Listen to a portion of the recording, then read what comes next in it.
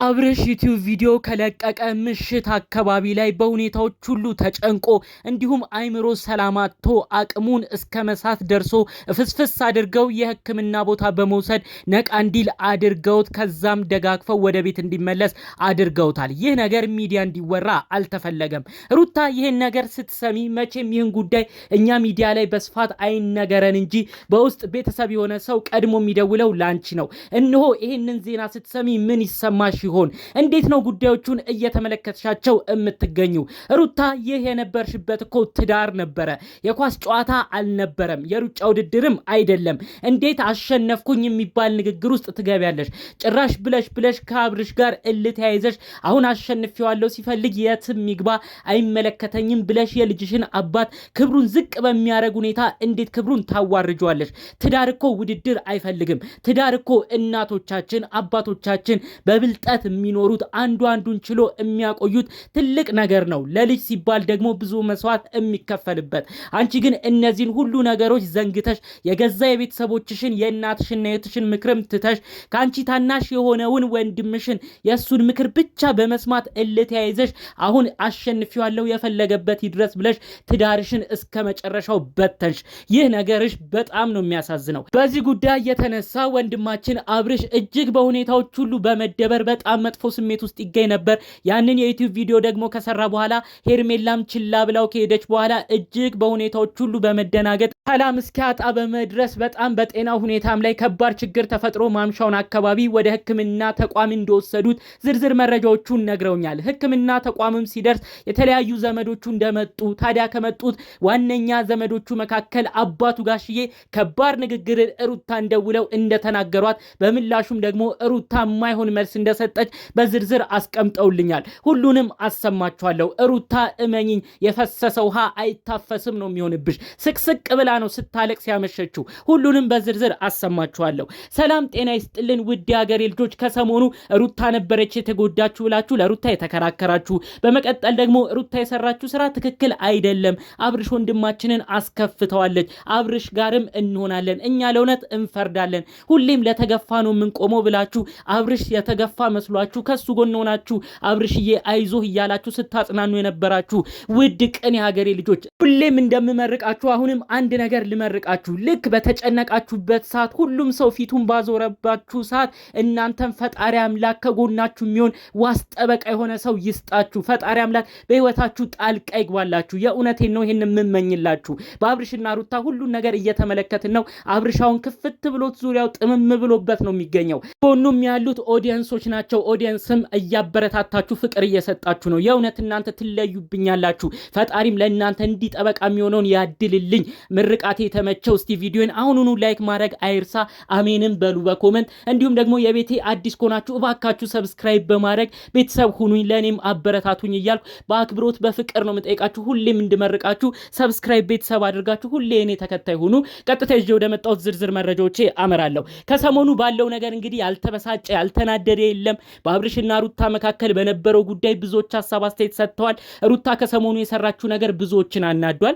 አብርሽን ይቅርታ አድርጌልሃለሁ ብላ ወደ ፍቅር ወደ ትዳር ከመለሰችው በኋላ እንግዲህ የትዳር አጋሯን እንደ ቀልድ እንደ ጨዋታ በመመልከት በቃ ጥፋ ከዚህ ልበቀልህ ነበረ አሁን አሸንፌሃለሁ ብላ ተናግረዋለች። በጣም በዚህ ንግግሯ ብዙ ሰው ብሽቅ ብሏል፣ አዝኗል።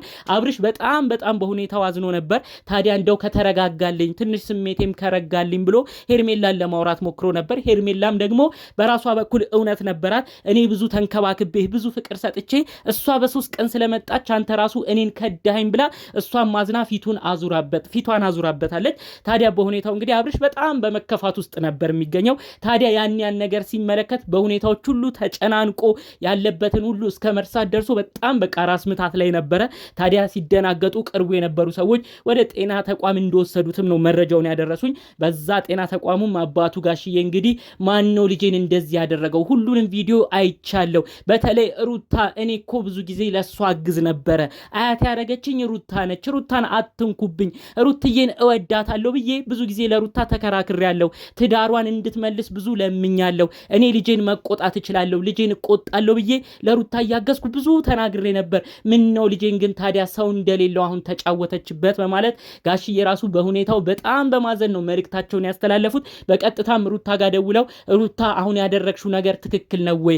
አብርሽ እኮ በሁኔታዎች ሁሉ ተደናግጦ የሐኪም ቤት እስኪሄድ ሁሉ ራስ ምታት በጣም እስኪታመም ሁሉ ደረሰ በማለት እንግዲህ ቀጥታ ነው ደውለው ለሩታ የነገሯት። ሌላ ክፉ ደግም አልተነጋገሩም ጋሽዬ። ብዙ ጊዜ ጋሽዬ እናደንቃቸዋለን፣ ንግግራቸው በሳል፣ ምክራቸው በቃ የሚጥም ሁሌም ቢሰማ ደስ የሚል ነው። ብዙ ጊዜ ላይ እሳቸው አይሳሳቱም፣ በእድሜም የተማሩ ናቸው።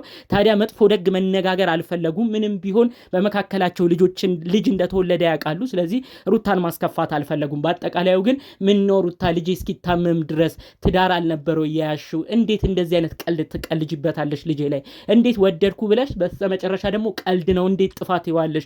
እንዴት እንደዚህ አይነት ነገር ትሰሪያለሽ? እንዴት ለጠላትስ ክፍተት ትሰጫለሽ? በማለት ቀጥታ ነው ሩታን የተናገሯት። ታዲያ ሩታ ያንን ስታቅ በጣም ነው የተናደደችው። በተለይ ጋሽዬ እንደዚህ ይናገሩኛል ብላ አልጠበቀችም ነበር። ሩታ እንደዚህ ስታረጊ ቆመሽ ማሰብ የነበረብሽ የአብርሽን ወዳጅ አድናቂዎች፣ ያንቺን ወዳጅ አድናቂዎች፣ ከዛ ባለፈ መልኩ ደግሞ የራሱን የቅርብ ዘመዶች እንደሚከፉ መጠርጠር ነበረብሽ። ምንም ቢሆን ላንቺ ያግዙ እንጂ ምንም ቢሆን ስጋቸው ነው፣ ምንም ቢሆን ልጃቸው ነው። እንዴት ልጃቸው እንዲጎዳ ይፈልጋሉ?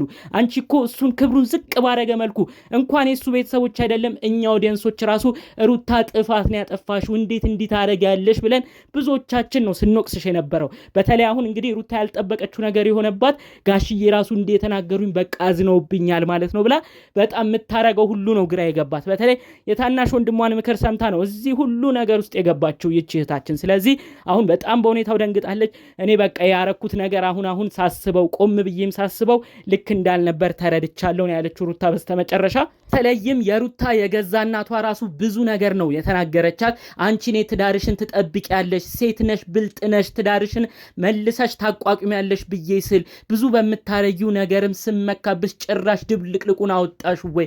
እንዲህ ነው ወይ ያስተማርኩሽ? የቤተሰብ ሳዘን ጥሩ ነው ወይ? በማለት የገዛ እናቷ ራሱ ብዙ ከባድ ነገር ነው እንግዲህ የሩታ እናት ልጃቸው ሩታን የተናገሩት። ታዲያ ከዚህም በብዙ ቦታ ወቀሳ እየደረሰባት ነው ሩታ።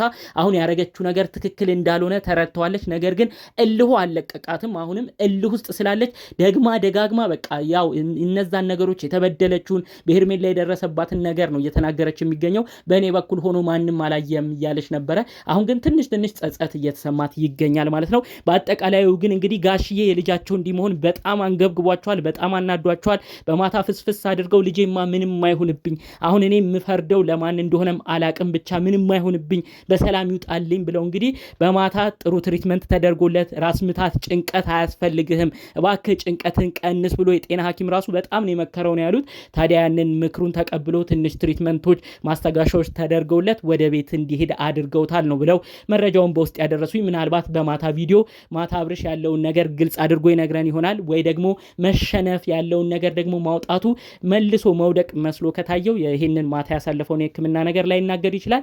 በአጠቃላዩ ግን ራሱን አጠንክሮ ጠንካራ ሆኖ መታየትን ከፈለገ ምንም አይነት የባለፉትን ነገሮች ሳያወራ በእሷ እንደዚህ መሆኑን እንደ ውድቀት ስለቆጠረው እንደዚህ መሆኑንም ምንም ሳይናገር እንግዲህ ከሄርሜላ ጋር አዲስ ህይወትን ሊመጣ ይችላል ብለን እናስባለን። እንግዲህ በጠቅላላው ይዘንላችሁ የመጣ ነው ከሰሞኑ ወዲያ ወዲህ ሲሉ ከቆዩት ጉዳዮች መካከል ነበር። አሁንም የአብርሽና ሩታ ጉዳይ በጣም ብዙዎችን አስከፍቷል። ፈጣሪ አምላክ በመካከላቸው የተፈጠረውን ምንም የማያውቀውን ልጅ እሱን አስበው እንግዲህ የሆነ ነገር መላ እንዲፈጥር የእውነት ከልብ እንመኛለን።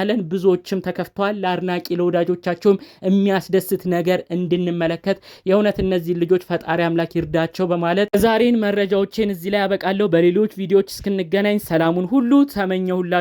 ሰላም።